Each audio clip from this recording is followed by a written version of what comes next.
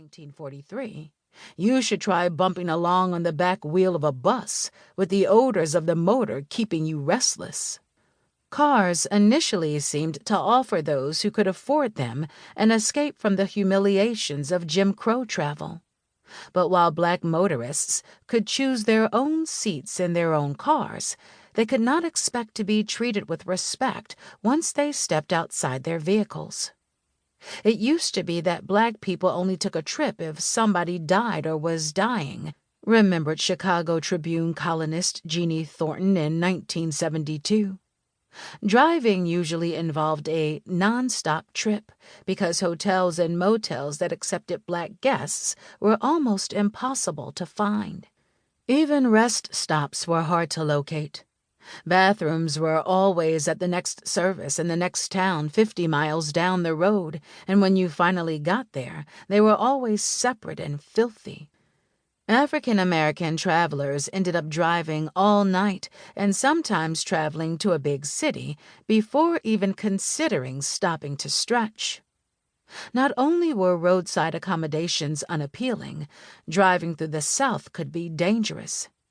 Who knows what could happen to a black family with northern license plates traveling some lonely road? Even travel by air was far from free of discrimination. Flying itself was never subject to Southern segregation laws, but in the early days of air travel, some airlines refused to carry black passengers, and others assigned them to segregated seats. And when they escaped segregation in the air, black flyers often encountered it on the ground.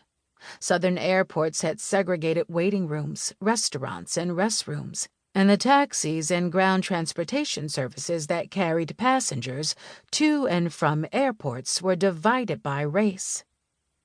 American identity has long been defined by mobility and the freedom of the open road, but African Americans have never fully shared in that freedom.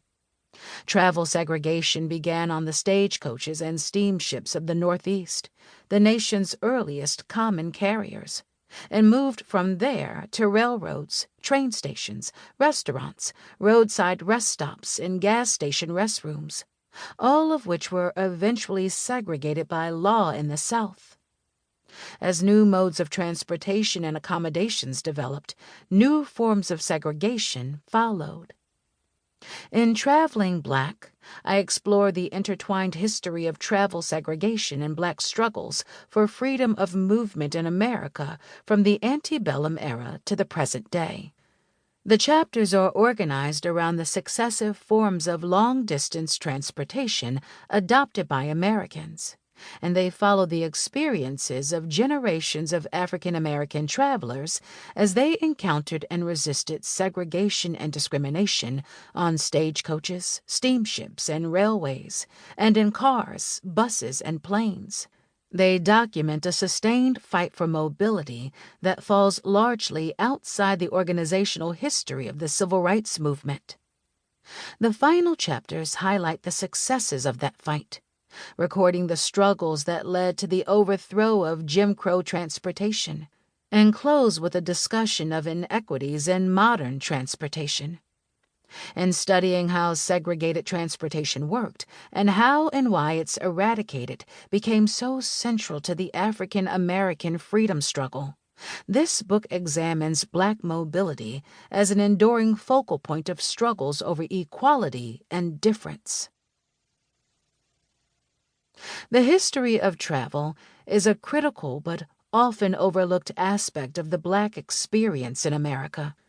Historians, like anthropologists, tend to study their subjects in ways that privilege relations of dwelling over relations of travel, to borrow James Clifford's phrase. This may be particularly true in the field of African American history, where we often study the members of a group with an almost unparalleled record of displacement and migration as Black Southerners or Black Northerners or residents of specific communities. Although such approaches are vital to understanding Black people's deep roots in particular places, they do not always capture the significance of movement in African American life. Repeatedly displaced during